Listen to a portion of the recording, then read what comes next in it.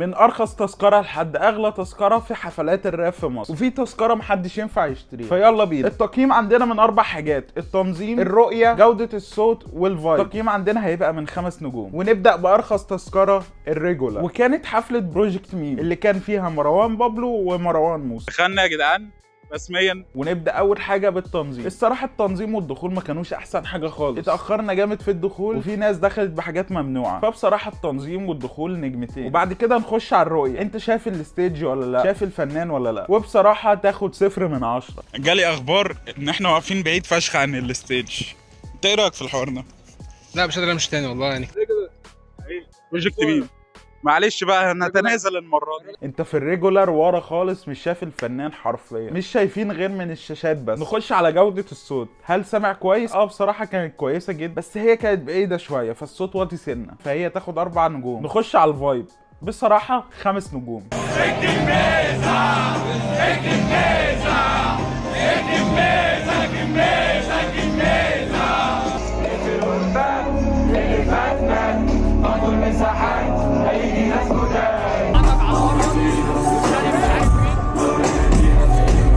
الناس كلها متفاعله وبتتنطط وبتغني كل حاجه، حرفيا من احسن الحفلات اللي رحتها من ناحيه الفايبس. نخش على التذكره اللي بعديها وهي الفان بيت، ودي كانت حفله بابلو في اسكندريه. احنا صباح الفل. استاذ روفا ممكن تنورنا في الفلوج؟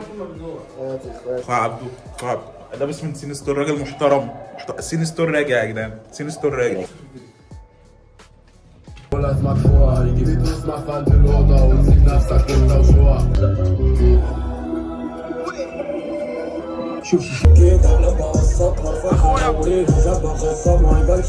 التنظيم بصراحه كان ياخد 3 نجوم. انا كفان بيت التنظيم بالنسبه لي كان كويس جدا، بس كان في صحابي في الفئات التانية بصراحه اشتكوا جدا. صحابي اتاخد منهم الباور بانكات ولحد دلوقتي ما رجعتش، مع اننا احنا داخلين بيهم عادي. كله يسند لو هيسند حب فيستك فريكستك فيستك دوري بزنس الى لايك سيبك كانت اكواف سيبك بس عشان مش كامل عشان مش كاحل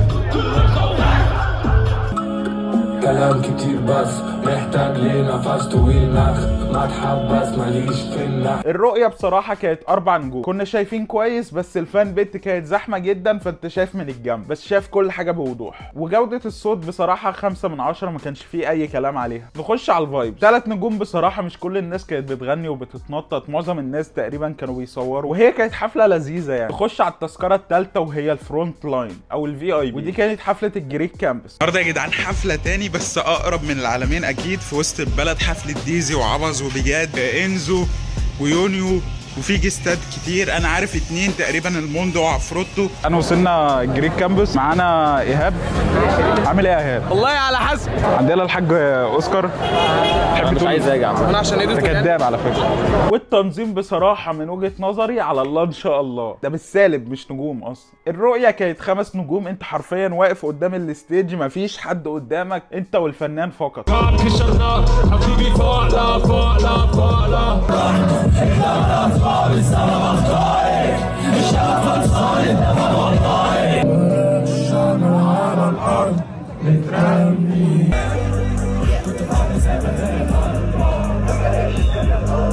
لان ستيج الجريك كامبس ما كانش اكبر حاجه يعني. وجوده الصوت بصراحه 5 نجوم. انت واقف قدام السماعات فمفيش اي شكوى يعني. نخش على الفايبس. 5 نجوم بصراحه. في الفرونت لاين الشباب كانوا مولعين الدنيا. واحد منهم بس كلهم خارجين غلبانين مش هنعرف كتير مش هتكفي نسير مزيفين سيستم زيفين هي عيون غير حاطين اكل نفس الكيس نفس اللي في ايدك يوم لا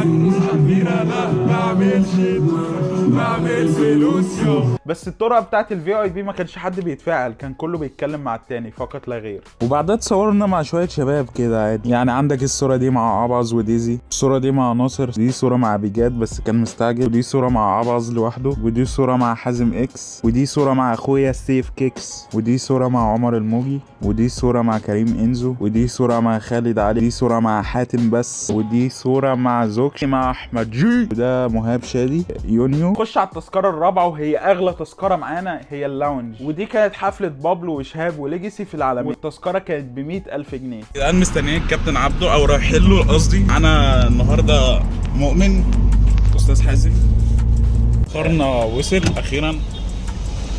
ايوه بقى. بس عليكم وصلنا يا جدعان الستيج ورانا، خدنا التذاكر من وي لاونج VIP لاونج. التنظيم بصراحة 5 نجوم، دخول سريع وخدمة جامدة جدا، وكان في باركنج ببلاش، وكان عندك كنبة تقعد عليها. احنا في اللاونج اهو قاعدين على الكنبة والستيج اهي، اكل وشرب زي ما انت عايز حرفيا، انت تطلب هو يجيب لك على طول. الرؤية بصراحة 4 نجوم، كل حاجة واضحة بس انت بعيد قوي.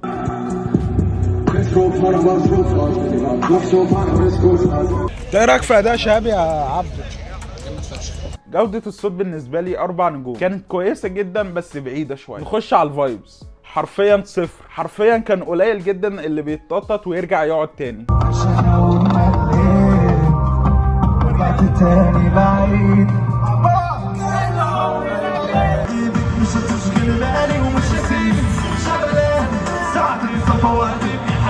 عشان انت في اللاونج هتتنطط ازاي يعني؟ معظم الناس كانت قاعده على الكنبه اللي زي دي كده وبتاكل وبتشرب، ومروان بابلو بيتنطط قدامهم. نخش على التذكره اللي ملهاش سعر، ما ينفعش تشتري التذكره، وهي الباك ستيج. ودي حفله مروان بابلو في الجامعه الامريكيه، ودي اول حفله احضرها في حياتي. تخيل انا بادي باغلى حاجه. تنظيم بصراحه نجمتين، لفينا كتير وحصل معانا حوارات في الدخول عشان نخش باك ستيج. والرؤيه بصراحه كانت 5 نجوم.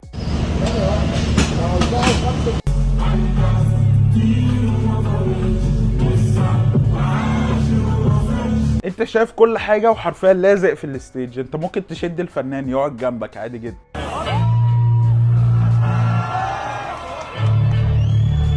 وكان معانا بريسلت الميديا، فعندنا اكسس لدخول اي فئه عامه، فيعتبر التذكره دي تقدر تخش كل التذاكر اللي فاتت. جوده الصوت 5 نجوم، انت واقف قدام الستيج حرفيا، فهي كانت ممتازه جدا. الفايب بصراحه 3 نجوم، معظم الناس جايه تشتغل وتصور، بس انت قريب جدا من الفان بيت فكنت حاسس بالاجواء. ونعمل ملخص سريع كده، احسن تنظيم معانا كانت حفله بابلو وشهاب وليجاسي في العالمين، احسن رؤيه بابلو في الجامعه الامريكيه، احسن صوت كان بابلو في الجامعه الامريكيه، واحسن فايبس كانت في بروجكت ميم. وبس كده الفيديو خلص، فيديو جديد وفكرته جديده، اتمنى يكون الفيديو عجبكم. ما تنسوش اللايك والسبسكرايب عشان تشوفوا كل الجديد، واعمل شير للفيديو لو عجبك، واكتب لي ايه رايك في الكومنتات.